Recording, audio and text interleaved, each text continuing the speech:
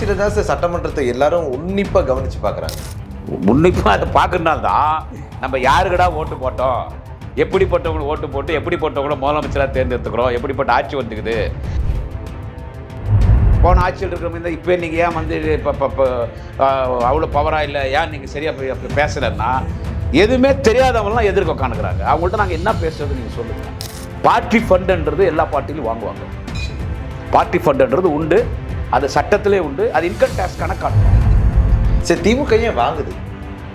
திமுக ஏன் சார் எல்லா அரசியல் கட்சி ஃபண்டு வாங்குவாங்க சார். தேர்தல் நிதின்னு வாங்குறது தான்.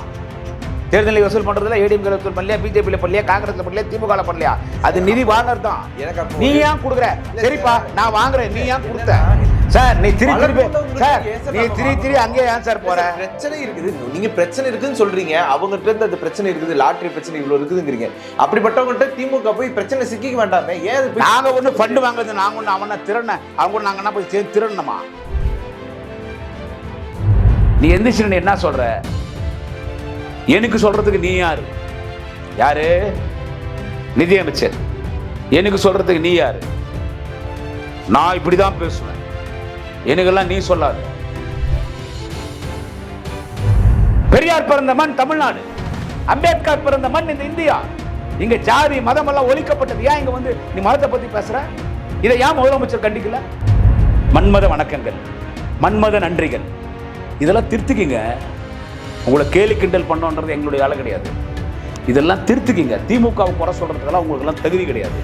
அவங்க தொழில்துறை அமைச்சர் நினைக்கிறேன் கீர்த்தனா, அவங்க எங்கள்கிட்ட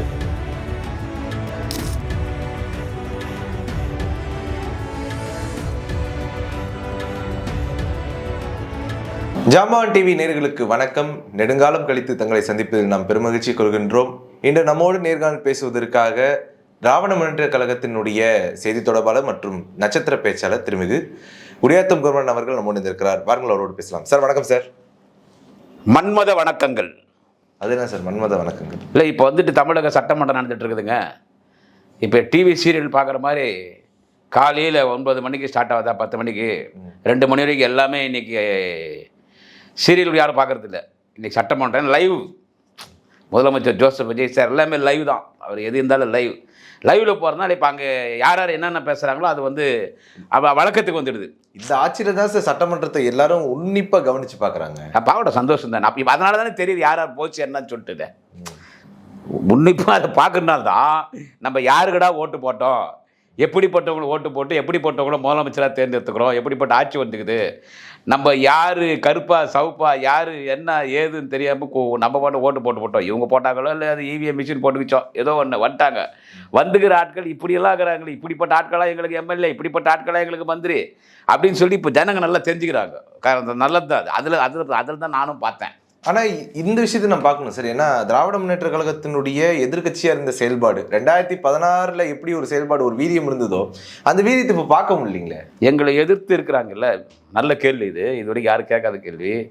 எங்களை எதிர்க்கு நாங்கள் இப்போ ஒருத்தர் எதிர்க்கிறோன்னும் போது அவங்க எங்களுக்கு ஈக்குவலாக இருக்கணும்.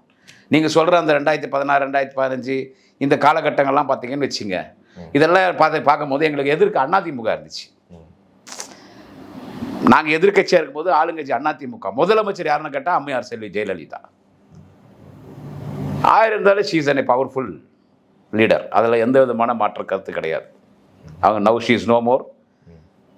அவங்க வந்துட்டு ஒரு பவர்ஃபுல் லீடர். அவங்க கூட இருந்த அதிமுகவில் இருந்த எம்எல்ஏஸ் மினிஸ்டர்ஸ் அவங்கெல்லாம் கூட ஒரு பாரம்பரியமாக அரசியல் இருந்தவங்க. திமுகலேருந்து போனவங்க அங்கேருந்து இங்கே வந்திருக்கிறாங்க. ஸோ எதிர்க்கிறது எங்களுக்கு ஒரு நாங்கள் எதிர்க்கிறது கூட எங்களுக்கு ஒரு எதிரி எங்களுக்கு ஈக்குவலாக இருக்கணும். அவங்க கூட சண்டை போடலாம். போன ஆட்சியில் எடப்பாடி பழனிசாமி சிஎம்மாக இருக்கும்போது தகராறுலாம் ஆகி திமுக அதிமுக பெரிய கிளாஸ் ஆகி சபாநாயகர் சீட்டெல்லாம் போய் உட்காந்து பெரிய தகராறுலாம் தெரியுமா? அப்போ திமுக வந்து எடப்பாடி பழனிசாமி அவர்களே பெரிய ஆளாக பார்க்குது, ஆனால் விஜய் பெரிய ஆளாக பார்க்கல. நாங்கள் யாருமே பெரிய ஆளாக பார்க்கல. நாங்கள் எங்களை தான் நாங்கள் பெரிய ஆளாக பார்த்துக்குவோம். ஈக்குவலைஸ்னு ஒன்று இருக்குது.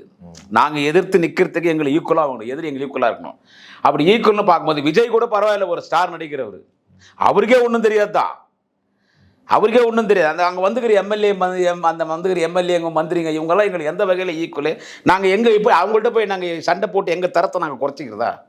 எங்கள் தரத்தை நாங்கள் குறைச்சிக்கிட்டு தான் நீங்களே சொல்லுங்கள். விஜய் மட்டும் சார் இப்போ நீங்க டிவிகேக்கு எதிராக செயல்படுறதுன்னு இல்லை, நீங்க ஒரு எதிர்க்கட்சியா வந்து தமிழ்நாட்டில் செயல்படுறீங்க அப்படின்னு சிறப்பான எதிர்க்கட்சியை நாங்கள் இன்னைக்கு செயல்பட்டு தான் இருக்கிறோம். இன்னைக்கு எவ்வளோ மாண்புமிகு எதிர்க்கட்சி தலைவர் நாளைய தமிழக மன்னன் உதயநிதி ஸ்டாலின் எவ்வளோ சும்மா விரல கண்ணு விட்டு ஆட்டுறாரு. முதலமைச்சராக இருக்கட்டும், அங்கே இருக்கிற அமைச்சர்களாக இருக்கட்டும், இன்னைக்கு பவராக இருக்கு. இன்னைக்கு எவ்வளோ இன்னைக்கு இப்போ இந்த அளவுக்கு எதிர்க்கட்சி தலைவர் அவர் செயல்படுவார் முன்னில் யாரும் என்னை எதிர்பார்க்கல. ஆனால் முந்தா நாள் பயங்கரமாக பண்ணுறாரு எதிர்க்கட்சி தலைவர், சூப்பராக பண்ணுறாரு. ஆனால் முந்தா நாள் வந்த செய்தியில் வந்து உதயநிதி அவர்கள் எதுவுமே பேசாம அமைதியாக அமர்ந்திருந்தாரு அப்படின்ற மாதிரிலாம் ஒரு செய்திகளில் பார்த்தோம். அதாவது எல்லாத்துக்கும் அண்ணன் உதயநிதி தான் பேசணுன்ற அவசியம் இல்லை.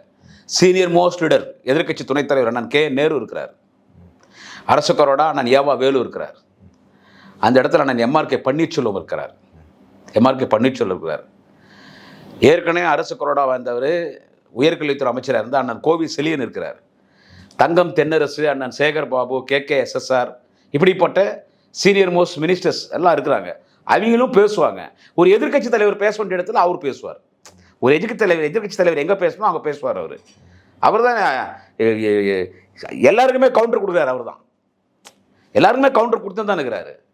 அண்ணா அதாவது வந்து நாங்கள் வந்து இப்போ போன ஆட்சியில் இருக்கிற மாதிரி இப்போ நீங்கள் ஏன் வந்து இப்போ அவ்வளோ பவராக இல்லை, ஏன் நீங்கள் சரியாக பேசலைன்னா எதுவுமே தெரியாதவங்களாம் எதிர்க்க உட்காந்துக்கிறாங்க. அவங்கள்ட்ட நாங்கள் என்ன பேசுறது நீங்கள் சொல்லுங்கள். ஆதவர்ஜுனா யாருங்க? இன்றைக்கி அவர் மந்திரி ஆகிறாரு, ரைட், எங்கள் ஊருக்கார் தான். அவரு கைகுப்பை தொகுதி தான், நானும் கைகுப்பை தொகுதி தான். ஆதவர்ஜுனா யார்? அவர் இன்னொருத்தர் மேலே பார்த்து ஊழல் குற்றச்சாட்டு சொல்கிறாரு, நீங்கள் ஊழல் பண்ணிட்டீங்கன்றாரு, கரப்ஷன் சொல்கிறாரு. அவர் யார்? உன் முதுவை நீ பார்த்துக்கோ. அவங்க குடும்பமே ஒரு லாட்ரி சீட்டு குடும்பம். அதே தான் திமுக வந்துட்டு ஆதவர்ஜுனா அவர்கள் பேசி முடிக்கும் பொழுது லாட்ரின்னு கத்துனாங்க. அப்போ ஆதவர்ஜுனா என்ன சொல்றாரு? லாட்ரி நிறுவனத்துக்கிட்ட ஏன் பணம் வாங்கினாங்க, தைரியம் இருந்தால் திமுகவை சொல்ல சொல்லுங்கன்னு அவர் கேட்கிறாரு. கேட்கும்போது உதயநிதி அவர்கள் சொல்றாங்க அதை அவர் மாமனார்கிட்ட தான் கேட்கணுங்கிறாரு. அவர் மாமனார் மாற்றி இருந்தால் லாட்ரி சீட் வியாபாரி. ஸ்டாலின் அவர்கிட்ட தான் கேட்கணும் அப்படின்னு சொல்றாருல. நீ ஏன் எங்கள்கிட்ட கேட்குற? 900 கோடி ரூபாய் கொடுத்தோன்னு சொல்ற. பார்ட்டி ஃபண்டுன்றது எல்லா பார்ட்டிலையும் வாங்குவாங்க. பார்ட்டி ஃபண்டுன்றது உண்டு, அது சட்டத்திலே உண்டு. அது இன்கம் டேக்ஸ் கணக்கு காட்டணும். அதுக்கு நீங்கள் வரி கட்டணும். எத்தனை கோடி வாங்குற, எத்தனை கோடி நீ வாங்குறியோ அத்தனை கோடிக்கு நீ வரி கட்டணும். மார்டின் லாட்ரி அதிபர்கிட்ட 900 கோடி வாங்கினாரே ஸ்டாலின் சார்னு ஆதவர்ஜுனா சொன்னது யாருன்னா அவங்க மாமனார் மார்டின் தான். அவர் எல்லா இந்தியாவில் இருக்கிற அத்தனை கட்சிக்கும் பார்ட்டி ஃபண்டு கொடுத்துருக்குறாரு. எல்லா கட்சிக்கும். இப்போ நீங்கள் உங்களுக்கு ஆதரவு கொடுத்து 2 மந்திரி பதவி கொடுத்துருக்கீங்களா காங்கிரஸ், அவங்களுக்கு பார்ட்டி ஃபண்டு கொடுத்துருக்காங்க. எவிடன்ஸ் இருக்குது. வெஸ்ட் பெங்காலில் மம்தா பானர்ஜி கொடுத்துருக்குறாங்க. எல்லா ஸ்டேட்லேயும் கொடுத்துருக்குறாங்க. பிஜேபிக்கும் கொடுத்துருக்குறாங்க. எல்லா ஸ்டேட்லேயும் லெட்டர் பேடு கட்சி, விசிட்டிங் கார்டு கட்சி கூட அவங்க பார்ட்டி ஃபண்டு கொடுத்துருக்காங்க. திமுக மட்டும் கொடுக்கல. ஒரு பார்ட்டி ஃபண்ட் டொனேஷன்ன்றது அரசியல் கட்சி வாங்கலாம், சட்டத்தில் இடங்குது. அதை நீ அரசாங்கத்துக்கு கணக்கு காட்டணும். கணக்கு காட்டிட்டு இவ்வளோ பார்ட்டி ஃபண்ட் வாங்கிக்கிட்டு நீ இவ்வளோ வட்டி கட்டணும், அதுக்கு நீ இவ்வளோ டேக்ஸ் கட்டணும், நம்ம டேக்ஸும் கட்டணும். அப்படி அவங்க கொடுத்துருக்குறாங்க, அதை நம்ம டேக்ஸ் கட்டிக்கிறோம், அதுக்கு எவிடன்ஸ் இருக்குது. சரி, உங்கள் மாமனார் ஏன் பார்ட்டி ஃபண்டு கொடுக்குறாரு? சரி, திமுக ஏன் வாங்குது? திமுக ஏன் சார்? எல்லா அரசியல் கட்சி ஃபண்டு வாங்குவாங்க சார். தேர்தல் நிதின்னு வாங்குறது தான். தேர்தல் வசூல் பண்றதுல ஏடிஎம்கே வசூல் பண்ணலையா, பிஜேபியில் பண்ணலையா, காங்கிரஸ்ல பண்ணலையா, திமுக பண்ணலையா? அது நிதி வாங்குறது தான். நீ ஏன் கொடுக்குற? சரிப்பா, நான் வாங்குறேன், நீ ஏன் கொடுத்த? என்னன்னா, இப்போ பார்ட்டி ஃபண்ட் நம்ம வந்து அவர்கிட்டே நம்ம வாங்கியிருக்கிறோம் அப்படிங்கிறப்போ அவரை வச்சு நம்ம லாட்ரின்னு சொல்லி ஆதவர்ஜுனா கிண்டல் பண்ணும்போது அது முரண்பாடாக தானே இருக்குது. அது ஆமா, முரண்பாடு தான். நீ திருட்டு தொழில் பண்ற, நீ எல்லாருக்கும் பார்ட்டி ஃபண்டு கொடுக்குற, நீ திருட்டு தொழில் பண்ற. நான் எல்லாம் ஒரு சொல்றதுல ஓப்பனா பேசுறேன், அதில் எனக்கு எந்த விதமான ஐயப்பாடெல்லாம் கிடையாது. நீ இப்போ உங்க மாமனார் கேளு ஏன் பார்ட்டி ஃபண்டு கொடுத்தானே, அவங்க ஏன் வாங்கினாங்கன்னு ஒரு பக்கம் இருக்கட்டும். ஏன் அவர் சொல்றதெல்லாம் ஸ்டாலின் அவர்கள் வந்து விளக்கம் கொடுக்கணும். இருங்க, அந்த விளக்கத்தை நீ குத்தவங்கள்ட்ட கேளு, வாங்கினவங்கள்ட்ட ஏன் கேட்குற? குத்தவங்கள்ட்ட நான் சொல்றது கேளுங்க சகோதரா. உங்க மாமியார் இருக்கிறாங்க, மரியாதையாக பேசுவோம். அவங்க மாமியார் இருக்கிறாங்க, திருமதி லீமா ரோஸ். அவங்க பொண்ணு தான் நீ லவ் பண்ணி கல்யாணம் பண்ணிக்கினேன். லவ் பண்ணுறது தப்பு இல்லை, லவ் பண்ணுறது வரவேற்கத்தக்கது. எங்கள் ஊர் மாப்பிள்ளை நீ கல்யாணம் பண்ணிக்கினேன். இன்றைக்கி அந்த மார்ட்டின் பொண்ணை கல்யாணம் பண்ணி இன்றைக்கி நீ மல்டி மில்லியனர் ஆகிட்டேன். அது உங்கள் மச்சானே சொல்கிறாரு. நீ உங்கள் மாமியாரை கேட்டுக்கணும். ஆண்டி என்ன ஆண்டி லாட்ரின்னு சொல்கிறாங்க, லாட்ரி ஃபண்டு நீங்கள் வந்துட்டு பார்ட்டி ஃபண்டு வாங்க, நீங்கள் 900 கோடி என்ன உங்கள் மாமனார் போய் அவங்க மாமனார் தான்ன்றாரு. ஏன் ஆண்டி நம்ம ஃபண்டு கொடுக்குறோம், நம்ம பண்ணுற தப்பான தொழிலாளன்னு நீ உங்கள் மாமியாரை கேட்கணும். ஏன்னா அவங்களும் அதில் சம்மந்தப்பட்டுக்கிறாங்க, அந்த பிஸ்னஸில். ஆதவர்ஜுனா அவங்க ஒய்ஃபும் அந்த பிஸ்னஸ் சம்மந்தப்பட்டுறாங்க. எவிடன்ஸ் எல்லாம் இருக்குது. கேரளாவில் கிட்டத்தட்ட 1000 கோடி ரூபாய் லாட்ரியில் ஊழல் பண்ணியிருக்கிறாங்க. யார்? மார்ட்டின், அதை வச்சு நாங்கள் மாமனார் மார்ட்டின்னு அவங்க மாமியார் சம்மன் அனுப்பிச்சிருக்காங்க கோர்ட்லேருந்து. மார்ட்டின், அதாவது அவங்க மாமனார், அவங்க மாமியார் லீமா ரோஸு, இவருடைய மனைவி யார், ஆதவ அர்ஜுனோட மனைவி இருக்காங்கல்ல இவங்க அத்தனை பேருக்கும் கோர்ட்லேருந்து சம்மன் அனுப்பிச்சிருக்காங்க. ஸோ அத்தனை பேர் குற்றவாளி லாட்ரி ஸ்கேம், லாட்ரி ஊழல்ல.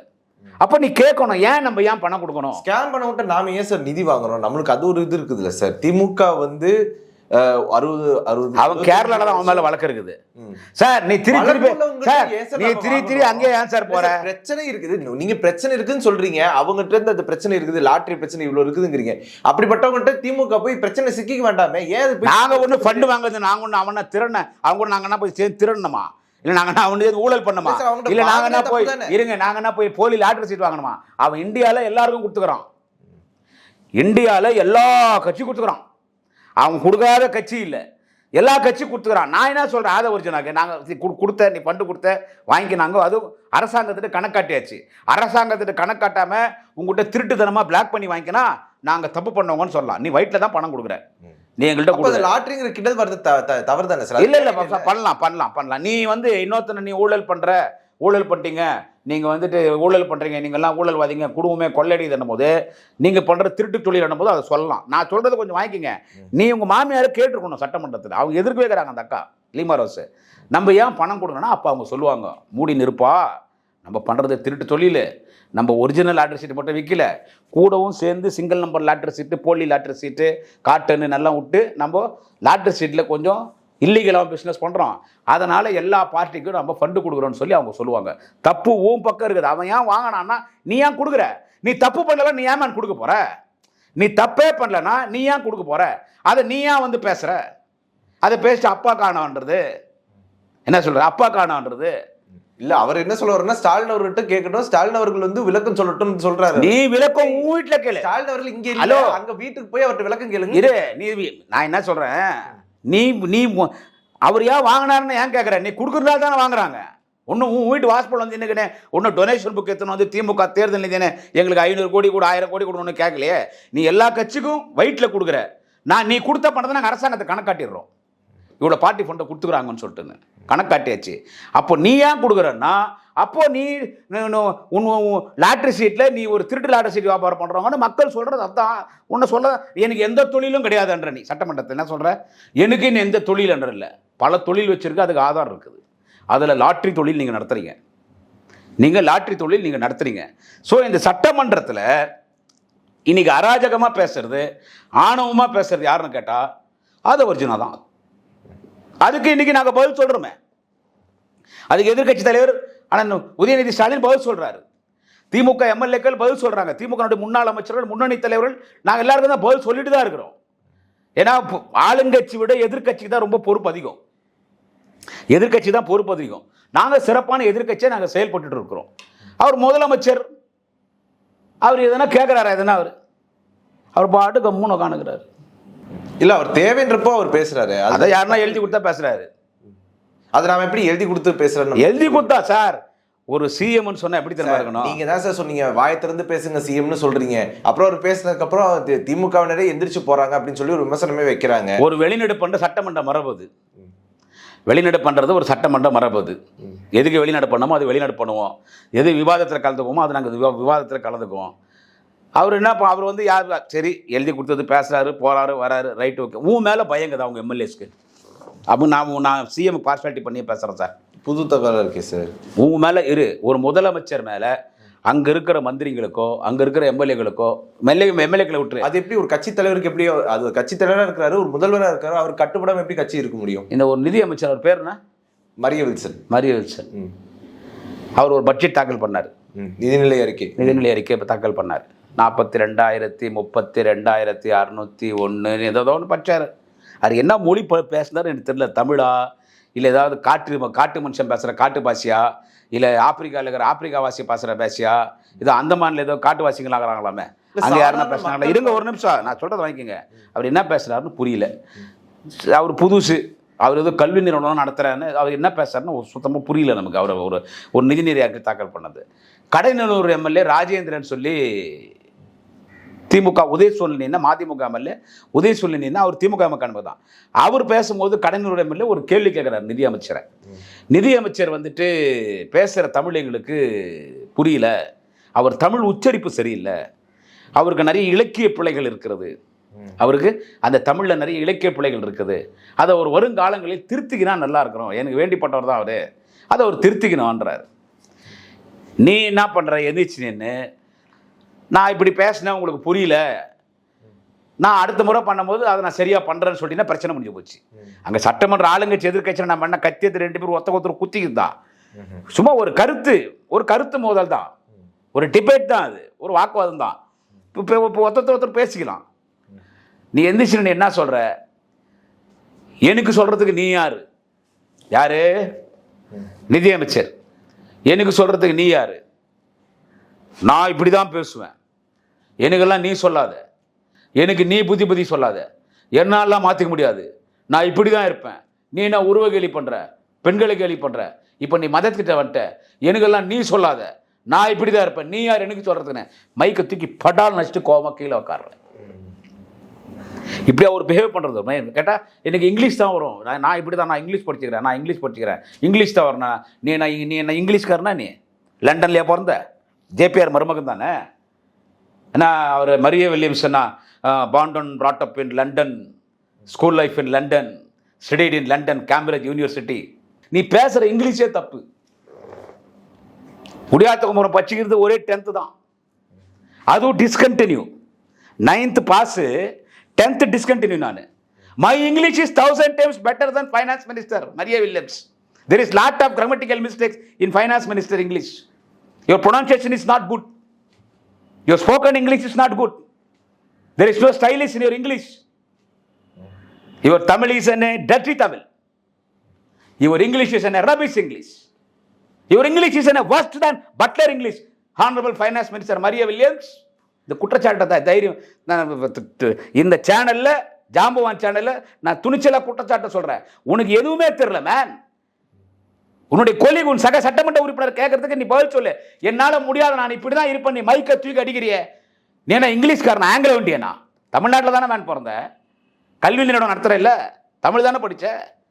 என்ன நான் மாற்றிக்க முடியாதுன்னா பைபிள் அதான் சொல்லி கொடுத்துச்சு. ஏன் கிறிஸ்டியன் மதத்தினை கேவலப்படுத்துகிற? கிறிஸ்துவ ஒரு மதத்தினை பேசலாமா? ஐ வாண்ட் கிறிஸ்டியன், நான் கிறிஸ்டியன், நான் இப்படி தான் இருப்பேன். ஆனால் இது வரைக்கும் பேசுனது இல்லையா? இது வரைக்கும் என்னது? வேற யாருமே இது மாதிரி சட்டமன்றத்தில் பேசினது இல்லையா? மதத்தை யாரும் பேசுறதில்லை. என் மதத்தை புண்படுத்திட்டாங்க, நான் இந்த மதத்தில் பிறந்தவன், என்ன இப்படி நீ பேசலாமான்னு யாரும் பேசுறதில்லை. ஜெயலலிதானோ சொன்னாங்க, நான் ஒரு பாப்பாத்தி என்னை யாரும் ஆட்டவோ அசைக்க முடியாது. அது இந்து மதத்துக்குள்ளே ஆகிப்போச்சு. அது ஒரு மதம் இல்லை, அது ஒரு ஜாதி, காஸ்ட் ரீதியாக வந்து காஸ்ட் ரீதியாக அது நான் எங்களுக்குள்ளே. இப்போ நம்ம வீட்டில் இப்போ அனைத்து ஜாதியும் அர்ச்சகர், ஒன்றா நம்ம வீட்டில் எது நடத்தினா நம்ம ஐயரை தான் கூப்பிடுவோம். அது ஒரு பெரிய விஷயம் கூட யாரும் எடுத்துக்கல. அது ஒரு பெரிய விஷயம் யாரும் ஆச்சுன்னா அங்கே சண்டை போட்டது யார்? எதிர்க்க திமுக. அது அந்த சாமி இருக்குதோ இல்லையோ, எல்லா ஜாதி சர்டிஃபிகேட்லையும் இந்துவும் தாங்குது. அது இந்துக்குள்ளாகி போச்சு. நீ இங்கே கிறிஸ்துவ மதத்தை கொண்டு வரையே, இது ரொம்ப சென்சிட்டிவான விஷயம். இது யார்? இது கிறிஸ்துவ மத போதர்கள் யாருமே மரிய வில்லியம்ஸை ஏன் கண்டிக்கல? நான் ஒரு கிறிஸ்துவன், ஐ பார்ன் கிறிஸ்டியன், நான் இப்படி தான் இருப்பேன், என்னால் மாற்றிக்க முடியாதுன்னா நான் மரிய வில்லியம்ஸ் ஒன்று சொல்கிறேன். கிறிஸ்துவ மதத்தினை வந்துட்டு அப்போ கிறிஸ்துவ மதம்னா ஒரு சர்வாதிகார மதம்ன்ற மாதிரி நீ பேசிட்ட. நான் கிறிஸ்துவ மதம் இப்படி தான் இருப்பேன், நான் மாற்றிக்க முடியாது, நான் கிறிஸ்துவ மதம், ஐ பார்ன் கிறிஸ்டியன், நான் இப்படி தான் இருப்பேன். கிறிஸ்டியானிட்டி எனக்கு சொல்லி கொடுத்தா, இதுவா சொல்லி கொடுத்துச்சு கிறிஸ்டியானிட்டி உனக்கு? உனக்கு கிறிஸ்டியானிட்டி என்னன்னு தெரியுமா உனக்கு? என் இந்து மதத்தில் தாழ்ந்து கிடந்த சமுதாயத்தை, ஒடுக்கப்பட்ட சமுதாயத்திற்கு அங்கீகாரம் தந்த மதம் கிறிஸ்துவ மதம். நான் இந்து, ஆனா என்ன தலித்துன்னு சொல்றான், என்ன தொட்டா தீட்டுன்றான், நான் தெருவில் நடக்கூடாதுன்றான். ஏன் இந்து சாமி கோயிலுக்குள்ள நான் போகக்கூடாதுன்றான். தெருவில் என் கோயில், நான் கோயிலுக்குள்ள போகக்கூடாது. ஏன் சாமி இந்து சாமி உற்சவமூர்த்தி தேர் வருது தெருவில், அதை கூட நின்று என்னால் கும்பிட முடியல, தூரப்போடா நீ திண்டத்துக்காகன்றான். ஏன் இந்து மதத்தில் ஐயரு சுக்லாம்பரதரம் விஷ்ணு சசிவர்ணம் ததப்புச்சம் பிரசன்ன வர்ணம் சர்ப்ப வித்யோபசாந்தேன்னு நமக்கெல்லாம் வந்துட்டு தீவார்த்தனை கொடுக்குறான் பாருங்க, அவன் கிட்ட என்னால் போக முடியல. நீ திண்டத்தகம் தூரப்போடா, நான் ஐயரு பூணூல் போட்ட ஐயருன்றான். என் சாமி என்னால் கும்பிட முடியல, என் மதத்தினரோடு என்னோடு கலக்க முடியல. ஆனால் அந்த மாதிரி நேரத்தில் கிறிஸ்துவ மதம் என்னை நாடி வந்துச்சு. பூணூல் போட்ட ஐயரு தான், அந்த வெள்ளை துணி போட்டுன்னு கையில் பைபிள் வச்சு சிலுவை போட்டுன்னு வர்றாரு ஃபாதரியார், அவரும் ஐயர் தான். கிறிஸ்துவ மதத்தை ஐயர் என் வீட்டுக்குள்ள வந்து என்ன தொட்டாங்க எங்களை. ஆனால் ஏன் இந்து மதத்தினோட ஐயர் என்ன தூரம் போடான்ட்டான். அப்போ எல்லாரும் கிறிஸ்துவ மதத்துக்கு போனாங்க. ஸோ இந்து மதத்தில் ஒடுக்கப்பட்ட சமுதாயத்திற்கு அங்கீகாரம் தந்த மதம் கிறிஸ்துவ மதம். அந்த ஒரு கிறிஸ்துவ மதத்தை பார்த்து நான் ஒரு கிறிஸ்தவன், நான் ஒரு கிறிஸ்டியன், நான் இப்படிதான் இருப்பேன், நான் மாற்றிக்க முடியாதுன்னா அப்போ நீ என்ன மதத்தை இப்போ கிறிஸ்துவ மதத்தை நீ அசிங்கப்படுத்தினே இல்லையா? இதை ஏன் ஒரு மத போதலோட கண்டிக்கல?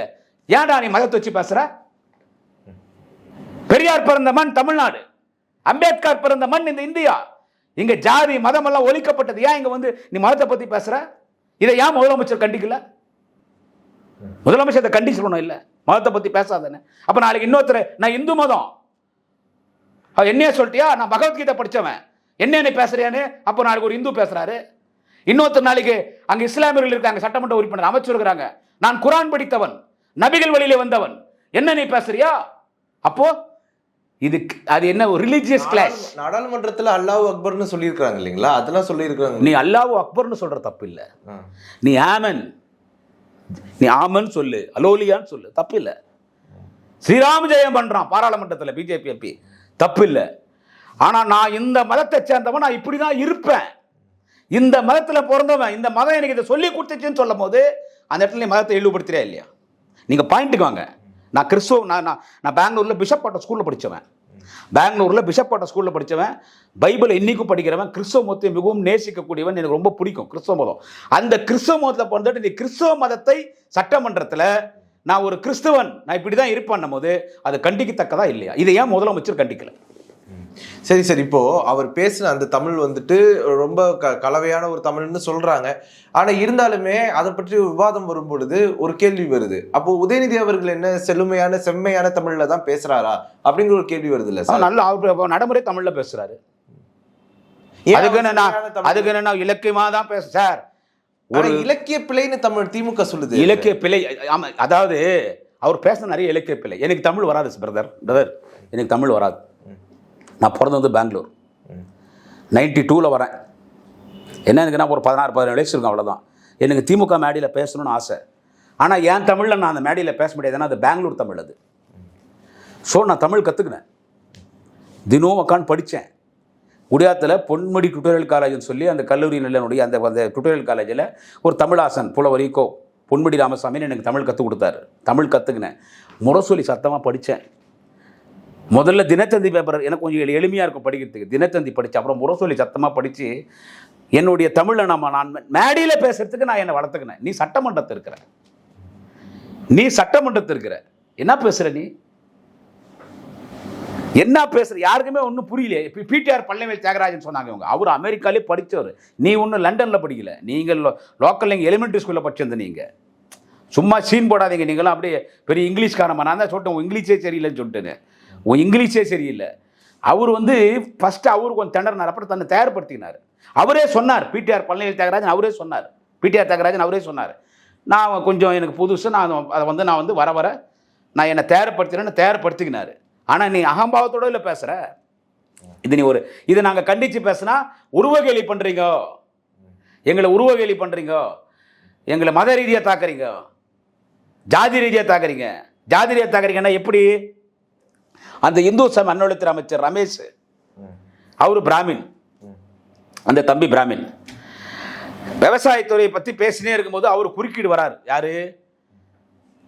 ரமேஷ். அப்போ அவருக்கு பதில் சொல்றாரு. பதில் சொல்லும் போது முன்னாள் விவசாயத்துறை அமைச்சரான எம்ஆர்கே பன்னீர்செல்வம், ஒரு சீனியர் மோஸ்ட் சட்டமன்ற உறுப்பினர், அவர் நம்ம சாமி அமைச்சர் சாமின்னாரு. அப்போ சபாநாயகர் என்ன பண்ணாரு, இல்லை அது வந்து இந்து சமய அறநிலையத்துறையினர், அதாங்க சாமிக்கு அமைச்சர், சாமிங்க அவர் சாமிங்கன்னாரு. சாமின்னா ஒரு ஐயர சாமின்னு சொல்லுவோம், தப்பு இல்லை. சரி, அது ஒரு ஐயரை வந்து நம்ம சாமின்றது ஒரு பெரிய வார்த்தை. அது அவர் சாமிங்கன்னொடனே இது வரைக்கும் சட்டமன்றத்தில் சிரிக்காத முதலமைச்சர் ஜோசப் விஜய் வாய் விட்டு சிரிச்சிட்டார். அன்றைக்கி தான் நான் முதலமைச்சர் ஜோசப் விஜய் சிரிச்சிருந்த நான் பார்த்தேன். அதை வந்து இவர் சொல்கிறது நீங்கள் வந்து ஜாதி பேசுகிறீங்களேன்றது. ஸோ இதுக்கே நீங்கள் சட்டமன்றத்துக்கு வந்தீங்க? எவ்வளோ பெரிய டிபார்ட்மெண்ட் ஃபைனான்ஸ் மினிஸ்டர்ன்றது. நாவல நெடுஞ்செழியன் இந்த பொறுப்பு, கலைஞரின் மனு தாக்கல் பட்ஜெட் தாக்கல் பண்ணியிருக்கிறாரு, பேராசிரியர் இருந்திருக்கிறார் அந்த போஸ்ட்டில், தங்கம் தென்னரசு இருந்திருக்கிறாரு, ஓ பன்னீர்செல்வம் வந்திருக்காங்க, நிறைய பேர் இருந்திருக்காங்க அந்த போஸ்ட்டில். இன்றைக்கி அந்த போஸ்ட்டில் நீ வந்துட்டு அகங்காரமாக பேசுகிற, மறுநாள் பாட்டு பாடுற, பாட்டு மட்டும் நல்லா பாட்டியே, இன்னொரு பாட்டு ஒன்று பாடினார், ஒரு பாட்டு ஒன்று பாடினார், ஒரு எம்ஜிஆர் பாட்டு ஒன்று பாடினார். பாட்டு மட்டும் நல்லா பண்ணியே. அப்போ அன்றைக்கி பேசும்போது என் தப்பாக பேசினேன். ஸோ என்னன்னு பார்த்தீங்கன்னா, இவங்களுக்கெல்லாம் சட்டமன்றன்றது ஒரு பயம் இல்லை, முதலமைச்சர் மீது ஒரு பயம் இல்லை. முதலமைச்சர் இது என்னவே கண்டுக்கிறது இல்லை. அவர் பாட்டுக்கு ஒரு சைலண்ட்டாக உட்காந்துக்கிறாரு. ஆனால் சைலண்ட் எடுத்துகிட்டு நிறைய வேலை பார்க்குறாருல்ல. சைலண்ட் எடுத்துகிட்டு நிறைய வேலை. அவருக்கு என்ன வேலை பார்த்துறாரு, என்னங்க வேலை பார்த்துறாரு சொல்லுங்களேன். எனக்கு ஒன்றும் புரியல. என்ன வேலை பார்த்தாரு? முந்தி இருந்த ஆட்சியை விட இப்போலாம் லஞ்சம் வாங்கக்கூடாது அப்படிங்கிற சொன்ன ஒரு முதல்வரை காட்டுங்க அப்படின்னு கேட்குறாங்களே. லஞ்சம் வாங்காதீங்க அப்படின்னு சொல்ற ஒரு முதல்வர் சொன்ன ஒரு முதல்வரை நீங்க காட்டுங்க அப்படின்னு சொல்லி அது இவங்க சைலண்டா இவங்க வாங்குற இடத்துல இவங்க வாங்கிக்கிறாங்க. கொஞ்ச நாள் போட்டோம் பிரதர், இப்போதான் 3 மாசம் ஆச்சா, 3 மாசம் ஆயிருக்கும்னு நினைக்கிறேன்ல. கொஞ்ச நாள் பொறுத்து இருந்து பாருங்க. இப்படியே இருந்தா நல்லதுதான். அதுக்கு நான் வீண் விதாண்டமெல்லாம் பேச மாட்டேன். என் நாடு நல்லா இருக்குது, என் நாடு மக்கள் நல்லா இருக்குது, லஞ்சமே இல்லை, லஞ்சமே இல்லைன்றாங்க. ஆனா புஷ் ஆனந்தான் லஞ்சம் வாங்குறாரு. லஞ்சம் மட்டும்தான் வாங்கினார் இது வரைக்கும். அவர் லஞ்சம் மட்டும்தான் வாங்குறாரு. அடுத்து என்ன சொன்னாங்க, நாங்கள் போதையை ஒழிச்சிடுறோம்னாங்க. போதைப் பொருள் விற்கிறான், இவன் கஞ்சா விற்கிறான்னு காட்டி கொடுத்தான். கோயம்புத்தூரில் ஒரு காலேஜை போய் அடிச்சாவிச்சிட்டாங்க. அவங்க அப்பா அம்மா சொல்கிறாங்க, கோவையில் ஒரு மாணவனை அடித்து சாகடிச்சாங்க. ஏன் சாகடிச்சாங்கன்னா, அவன் இவன் போதைப் பொருள் விற்கிறான்னு காட்டி கொடுத்தான், அடிச்சாவிச்சிட்டாங்க. ஒரு போதைப் பொருளை காட்டி கொடுத்த ஒரு மாணவனை சாகடிச்சிட்டாங்க. அடுத்து என்ன சொன்னாங்க, நாங்கள் பூரண முதலுக்கு கண்டிப்பாக என்றைக்கு இருந்தாலும் கொண்டு வருவோம்னாங்க. போதையை ஒழிப்போன்னு சொல்லி ஒரு மேரத்தானெல்லாம் ஓடினார். ஓடு ஓடு ஓடு ஓடு வரான் பாரு வேட்டக்கா வரேன், அந்த மாதிரி ஓடு ஓடு ஓடுன்னு ஓடினார். விஜய் ஓடினார், பின்னால் ஆதவர்ஜனா ஓடினார், பின்னால் புஷ் ஆனந்த் ஓடி ஓடி பாவம் மூச்சு தாங்க முடியாமல் அவர் சைடுக்கு போயிட்டு ஓடினார் போதை பொண்ணு. அது கூட ஒரு மந்திரி ஓடினான். 4ஆம் நாள் ஒரு வீடியோ வெளியே வந்துச்சு. அவன் அக்கா நாங்கள் சேப்பாங்க செடியில் பவுடர் கலக்கின்னுக்கிறான். அது கேட்டால் அதை மாத்திரை கீத்திரன்னு சொல்லி அதை மூடி மறைச்சிட்டாங்க. போதை ஒழிக்கிறோம் போதை ஒழிக்கிறோம். 700 கடை மூட்டோம் நாங்கள், 700 கடை மூடிட்டோம் நாங்கள். ஸ்கூல் காலேஜஸ் கிட்ட. ஆமாம் ஆமாம் ஆமாம், அது சொல்ல தான் நான் வரேன். 700 கடை மூட்டாங்க, 700 டாஸ்மாக் கடை மூட்டாங்க. இப்போ தமிழ்நாட்டில் இருக்கிற எல்லா வீடும் டாஸ்மாக் கடை. எப்படி நீங்க இருந்தே சரக்கு ஆர்டர் பண்ணிடலாம், கடைக்கு போக தேவையில்லை. ஒரு ஃபோன் எடுத்தினா இப்போ இந்த ஜொமேட்டோவில் வீட்டில் டிஃபன் செல்னு வச்சுக்க, சாப்பாடு செய்யலாம். இது இட்லி பூரி வடை, இது பொங்கல், மட்டன் பிரியாணி, சிக்கன் பிரியாணி, இது மாத்திரை மருந்து கூட ஜொமேட்டோவில் ஆர்டர் பண்ணிக்கலாம். ஜூஸு ஐஸ்கிரீமு எல்லாமே வந்துச்சு. நீங்கள் ஆன்லைனில் உள்ளாடை மேலாடை எது வேணாலும் ஆர்டர் பண்ணிக்கலாம். இனிமேல் சரக்கு கடைக்கு நீ போகவே தேவையில்லை, டாஸ்மாக் கடைக்கு. இப்போ கடைக்கு போனால் தான் தெரியும் என்னென்ன சரக்கு இருக்குதுன்னு. இப்போ இந்த கடைன்னு ஒரு போட்டு அந்த கடையில் என்ன சரக்கு வேணும்னு சரக்கு வந்துடும். அந்த சரக்கு வந்துடும். ஓட்கா வேணுமா, லெமன் ஓட்கா வேணுமா, பிளாக் ஓட்கா வேணுமா, ரமணா ஓட்கா வேணுமா, எம்சி வேணுமா, ஓல்டு மனுக்கு வேணுமா, இல்லைன்னா அது என்னென்ன கரம்பம் என்னென்ன சரக்கு இருக்குதோ இந்த சரக்கெல்லாம் இருக்குது. எந்த சரக்கு வேணும், பீர் வேணுமா, ஜின்னு வேணுமா, ரம்மு வேணுமா, வைனு வேணுமா, அப்படி ஆர்டர் பண்ணிட்டீங்கன்னா சீட்டு அதை திரும்பி அவங்க கொடுத்துருவாங்க. கொஞ்ச நாள் தான், அந்த மாதிரி கொஞ்ச நாள் தான். இங்கேருந்து நீ ஆர்டர் போட்டுருவேன். ஏன்னா இப்போ ஹவுஸ்ஃபுல் ஆகிடும். இல்லை நீ போகிறதுக்குள்ளே நீ இப்போ நீ ஓட்கா விரும்பி குடிக்கிற, ஓட்கா கிடைக்காது. இன்னும் கொஞ்ச நாள் ஆச்சு என்னன்னா, நீ புக் பண்ணுறது மட்டும் இல்லை, வீட்டுக்கே வந்துடும் சரக்கு, வீட்டுக்கே வந்துடும் சரக்கு. நீ போக தேவையில்லை, கடைக்கு போக தேவையில்லை. அதான் இப்போ அழகா சொல்லிட்டாரு இவரு. கடையில் நடக்கிற பிரச்சனைகள் குறையும்ல. ஓ நல்லா, நீங்கள் அருமையான ஆளாக, நீங்கள் கூட கஸ்டமரோ இல்லை சொல்கிறது பார்த்தா அப்படி தான் இருக்குது எனக்கு. அதாவது அழகாக சொன்னார்ப்பா இவர், நம்ம கார்த்திக் சிதம்பரம். கடையாண்ட போய் அவன் தண்ணி அடிச்சுட்டு சண்டை போட்டு கீழே விழுறத விட வீட்டோட குடிச்சிக்கிட்டு மேனு, வீட்டோட குடிச்சிட்டு மேனு, வீட்டோட ஆர்டர் போட்டோடனே வீட்டுக்கு சரக்கு வரும். வீட்டிலே சரக்கு குடிக்க வேண்டியதான். கூடவே சைடிஷ்ஷு, கூட சைடிஷும் கொடுத்துருவாங்க. ஸோ இதெல்லாம் நீங்கள் பார்க்கும்போது நான் இதை கூட குறையா சொல்ல வரல. நீங்கள் சொன்னது ஏதாவது செஞ்சுருக்கீங்களான்னு தான் கேட்குறேன். போதை ஒழிப்பண்ணீங்க, ஒழிக்கலை, அதிகமாகிடுச்சு. பெண்களுக்கு பாலியல் தொல்லை நாளுக்கு நாள் பாலியல் தொல்லை அதிகமாகின்னு போயினே தான் இருக்குது பெண்களுக்கு. அதை கொடுக்குறது யாருன்னு கேட்டால் உங்கள் கட்சி டிவிகே கட்சிக்காரன் தான் பாலியல் தொல்லை கூட ஆதாரத்தோட எல்லாரையும் அரெஸ்ட் பண்ணுறாங்க. எல்லாமே உங்கள் எம்எல்ஏஸ், உங்கள் எம்எல்ஏ சந்தையில் போய் மாமூல் வசூல் பண்ணுறான். ஒருத்தன் என்னடான்னா லாரி ஆய்வு பண்ணுற சொல்லி டயர் ஆய்வு பண்ணுறான். இதெல்லாம் நம்ம போன முறை நம்ம சேனல்லே பேசுறது தான். டயர் ஆய்வு பண்ணுறான். இப்படி அதாவது குற்றப்பின்னணியில் இருக்கிற பல பேர் அங்கே உள்ளகிறாங்க சார். குற்றப்பின்னணியில் இருக்கிறவங்க, கஞ்சா விற்கிறவன், அங்கே எம்எல்ஏ ஆகிறவங்க. நீங்கள் இவங்கள்ட்ட போயிட்டு நீங்கள் ஏன் முன்ன மாதிரி எதிர்கட்சி மாதிரி நீங்கள் செயல் பண்ணலையே அன்கிட்டா, இவங்கள்ட்ட போய் எங்களை ஈக்குவலாக எங்கள் கட்சி தலைவரோட பேச சொல்கிறீங்களா? இது ஒருவேளை இந்த லைவ் எல்லாம் போகிறதெல்லாம் நல்லதான், மக்கள் இதெல்லாம் பார்க்குறாங்க. இதே நான் ஒரு மாற்றத்தை கொண்டு வர போறேன்னு சொல்லிட்டாரு மாண்புமிகு முதலமைச்சர் திரு ஜோசப் விஜய் அவர்கள். இதெல்லாம் நீங்க பார்த்து உங்க ஆட்களை திருத்துங்க. முந்திரி கொட்டை மாதிரி பேசுறது, நாங்கெல்லாம் பேசினா தாங்குவாங்களா? அந்த தம்பி யாரு, ரமேஷ், காங்கிரீட் போட்டதில் நடந்து வந்தார் சிஎம் முன்னே, உங்கள் விவசாயம் அதை அதிகாரி போட்டான், கட்சிக்காரி அவனை போட்டான், இறங்கிட்டார், பார்த்துட்டாரு. அப்போ ஒரு திட்டினாரத்தை நீ கேலி கிண்டல் பேசுகிற, உனக்கு ஈக்குவலாக நாங்கள் வந்து பேச முடியுமா? சொல்லிக் கொடுவோம் எம்எல்ஏகளுக்கு. அந்த பொண்ணு கனிமொழி சந்தோஷன்னு அது பேர், கவுண்டம்பாளையம் எம்எல்ஏ, அது ஜோசின்னு சொல்லுது டிவியில். அந்த பொண்ணு ஜோசியம் சொல்லும் டிவியில், ஜோசியம் சொல்லும், கடகராசி இன்னைக்கு நாள் நல்லா இருக்குதோ, இன்னைக்கு இந்த மாதிரி இந்த நேரத்துக்கு வெளியே போ, அடடே இன்னைக்கு சந்திராஷ்டம், இன்னைக்கு எங்கேயும் வெளியே போயிடாத, ஆபத்து, இதெல்லாம் ஜோசிங்க சொல்லுவோம். கடகராசி, மகர ராசி, கன்னி ராசி, சிம்ம ராசின்னு ஜோசியம் சொல்கிறது. அது பேசும்போது படிக்குது கன்னி பேச்சு படிக்கும்போது, மாண்புமிகு பேரவை தலைவர் அவர்களுக்கு எனது மன்மத நன்றிகளை தெரிவித்துக் கொள்கிறேன். மாண்புமிகு பேரவை தலைவர்களுக்கு எனது மன்மத நன்றிகள், பேரவை தலைவர்களுக்கு எனது மன்மத நன்றிகள், பேரவை தலைவர்களுக்கு எனது மன்மத வணக்கங்கள். திருப்பி சொல்றாத்த. அட ஒரு முறை சொல்லிட்டேன். இதனால தான் ஆரம்பத்தில் நீங்க மன்மத வணக்கங்கள் அதான் சொன்ன, மன்மத வணக்கங்கள். அவரு 70 வயசு ஆகுது பாவம். யாருக்கு? ஓரளவுக்கு பரவாயில்ல. அவர் இப்போ சபாநாயகர் தேஜடி பிரபாகரன் ஓரளவுக்கு கொஞ்சம் நல்லா பண்றாரு தான் என்னுடைய பார்வைக்கு தெரியுது. அது இப்படியே போமா அப்படின்னு தெரியல. பட் இந்த பட்ஜெட்டை நான் பார்க்கும்போது ஓரளவுக்கு பரவாயில்லை பண்றாரு. அவரை பார்த்து மன்மத வணக்கங்கள், மன்மத நன்றிகள், இதெல்லாம் திருத்திக்கிங்க. உங்களை கேலி கிண்டல் பண்ணோன்றது எங்களுடைய வேலை கிடையாது. இதெல்லாம் திருத்திக்கிங்க. திமுகவை குறை சொல்றதுக்கெல்லாம் உங்களுக்கு எல்லாம் தகுதி கிடையாது. இப்போ நீங்க உதயநிதி அரெஸ்ட் பண்ணிட்டா நாங்கள் பயந்துருவோமா? திமுக பயந்துருவோன்னு பார்த்தா எவ்வளோ பேர் எழுச்சி ஏற்பட்டுச்சு. அவர் இங்கேருந்து அவர் வீட்டிலேருந்து கிளம்பி தஞ்சாவூருக்கு போகிற வரைக்கும் எத்தனை லட்சக்கணக்கான மக்களுடைய கட்சி தொண்டை ரோட்டுக்கு வந்தான். எங்கள் கட்சி எழுச்சி வந்துருச்சு. ஸோ சிறையை பார்த்து, வழக்கு பார்த்து, இதை பார்த்தெல்லாம் திமுக பயப்படாது. நீங்கள் ஆதவர்ஜனா வச்சு எங்களை மிரட்டுறது, இதை பார்த்தெல்லாம் திமுக பயப்படாது. காவேரி பிரச்சனையில் என்ன பண்ணிட்டு இருக்கீங்க? அமைதியாக இருக்கிறீங்க. மேகதாட் விஷயத்தை பற்றி என்ன பண்ணுறீங்க? அமைதியாக இருக்கிறீங்க.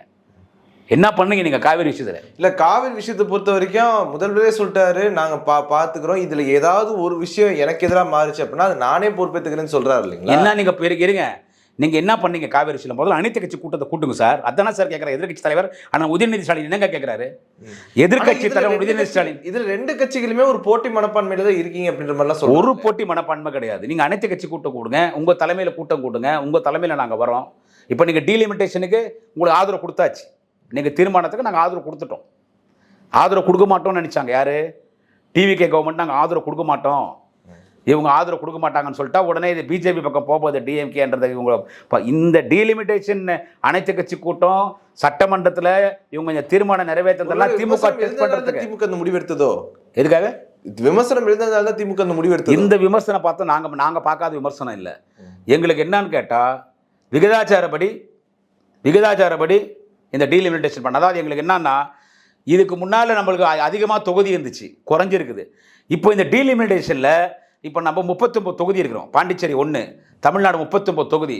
அது இன்னும் 5 தொகுதி 6 தொகுதி நம்மளுக்கு அதிகமாக வரணும். அதை நாங்கள் ஆதரிக்கிறோம். ஆனால் எங்களுக்கு தொகுதி குறையக்கூடாது, எங்களுக்கு தொகுதி அதிகமாக இருக்கணும். தமிழ்நாடு இதனால் பாதிக்கக்கூடாது. இதனால் எங்களுக்கு ஏற்கனவே இருந்த தொகுதி குறைஞ்சிருக்கு. இப்போ இதனால் எங்களுக்கு 6-7 தொகுதி எக்ஸ்ட்ரா வரணும். அதை வந்துட்டு அது இன்னும் சொன்னால் இன்னும் அந்த டிராஃப்ட் அவன் கொடுக்கல. இப்போ நம்ம இதை ஆதரிச்சிருக்கிறோம். எந்த மாதிரி முடிவு அவன் எடுப்பான்னு பார்ப்போம். ஸோ நாட்டின் மக்கள் நன்மைக்கு தான் நாங்கள் இருப்போம். உங்களுக்கு ஆதரவு. அது மாதிரி அனைத்து கட்சி கூட்டம் கூட்டுங்க. காவேரி பிரச்சனைக்கு அனைத்து கட்சி கூட்டம் கூட்டுங்க. போய் பிரதமரை சந்திப்போம், நீர்வளத்துறை அமைச்சரை சந்திப்போம். காவேரி பிரச்சனைனா கர்நாடகாவில் எல்லா கட்சியும் ஒன்றா சேர்றான். ஆளுங்கட்சி எதிர்கட்சி ஒன்றா சேர்ந்துடுறான். அவன் தண்ணி இப்போ திறந்து விட்டான். என்ன தண்ணி திறந்து விட்டான்? ஓவர்ஃப்ளோ வாட்டர், நிறைய மழை வந்துட்டு உபரி நீரை திறந்து விடுறான். அது கூட சட்டமன்றத்தில் டிகே சிவகுமார் அனுமதி கேட்குறாரு. நம்ம தண்ணி திறக்கலன்னா டேம் உடஞ்சிடும். தண்ணி திறக்கிறதுக்கு சட்டமன்றத்தில் அந்த தண்ணி திறனா டேம் உடஞ்சிடணும். அந்த வேஸ்ட் தண்ணி நம்ம விட்டோம். இப்போ நாடிக்கிறதுக்கெல்லாம் நம்ம ஆற்றுல தண்ணி வச்சு வேஸ்ட் தண்ணி நமக்கு கொடுக்க வேண்டிய தண்ணி இன்னும் கொடுக்கலையே. அதை நீங்கள் ஃபைட் பண்ணுங்க. இல்லை, எதையும் ஃபைட் பண்ணி வாங்குறதுக்கு பொறுமையா பேசி எதுவுமே வாங்கணும் அப்படின்னு சார். நீ முதல்ல அனைத்து கட்சி கூட்டத்தை கூட்டு சார். அப்பதான் சார் அவனுக்கு பயம் வரும். இப்போ அவன் என்ன நினைக்கிறான்? அவங்களே அங்கே அடிச்சுக்கிறாங்கடா, தனித்தனியாக இருக்கிறாங்கடா. இல்லை, திமுகவே அப்படி தானே சார் இருந்தது முதல்ல. யார் சொன்னது? காவேரி பிரச்சனை வரும்போது அனைத்து கட்சி கூட்டத்தை கூட்டணும். அனைத்து கட்சி கூட்டத்தை கூட்டி தலைவர் தளபதி ஸ்டாலின் தலைமையில் நம்ம போய் பிரதமரை சந்திச்சோம். எல்லா கட்சிக்காரும் நம்ம கூட கூட்டு போனோம். நீட் பிரச்சனைக்கு அனைத்து கட்சி கூட்டணும். ஒரு பிரச்சனை வரும்போது அனைத்து கட்சி கூட்டியிருக்கிறோம். தலைவர் கலைஞர் ஒரு நிதிநிலை அறிக்கை தாக்கல் பண்ணா வியாபாரிகளை கூப்பிடுவார், விவசாயிகளை கூப்பிடுவார், கூப்பிட்டு ஆலோசனை பண்ணுவார். பாட்டாளி மக்கள் கட்சி சார்பில் டாக்டர் ஐயா ராமதாஸோ அன்புமணி ராமதாஸோ அவங்க ஒரு பட்ஜெட் போடுவாங்க, வேளாண்மை பட்ஜெட் போடுவாங்க. அதுல ஏதாவது ஒன்று நல்லது இருந்தால் அதை நம்ம எடுத்துக்குவோம். அதை இன்னைக்கு ரெக்கார்ட் பண்ணியிருக்காரு எம்ஆர்கே பன்னீர்செல்வம் பேசும்போது. நாங்க எல்லாரும் மதிச்சோம், நீ யாருமே மதிக்க மாட்டேன்றியே.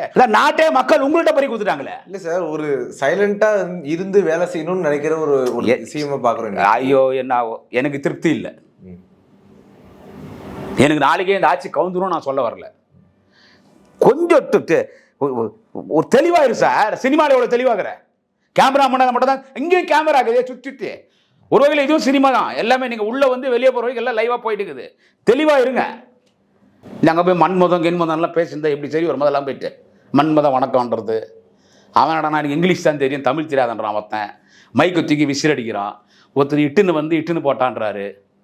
ஒருத்தர் இட்டுன்னு போட்டான்றாரு. அந்த கீர்த்தனான்னு அவங்க ஒரு மந்திரி, அவங்க வந்து எங்கள்கிட்ட குமாஸ்தா வேலை பார்த்துன்னு இருந்தாங்க. அவங்க தொழில்துறை அமைச்சர் நினைக்கிறேன், கீர்த்தனா. அவங்க எங்கள்கிட்ட பெண் டிபார்ட்மெண்ட் பெண் ஆஃபீஸ் இல்லை பெண்ணு, அதில் குமஸ்தா வேலை பார்த்துருந்தாங்க. அந்த அவங்களை வளர்த்தது திமுக. எங்கள்கிட்ட வேலை பார்த்துருந்தாங்க. ஆதவர்ஜனாவே எங்கள்கிட்ட வேலை பார்த்தாள் தானே.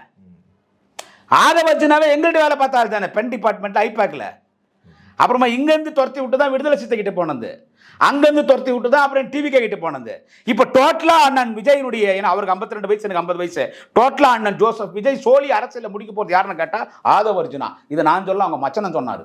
இந்த பாண்டிச்சேரி எம்எல்ஏ இருக்கிறாரு ஆதவர்ஜுனா. அவங்க ஒய்ஃபு, அந்த சகோதரி, அவங்க ஒய்ஃபினுடைய தம்பியோ அண்ணனோ, அவர் தான் சொன்னார். எங்கள் குடும்பத்தை குழப்பத்தை உருவாக்கினார். குடும்பத்தை சொத்து பிரித்து வெளியே அமிச்சிட்டோம்.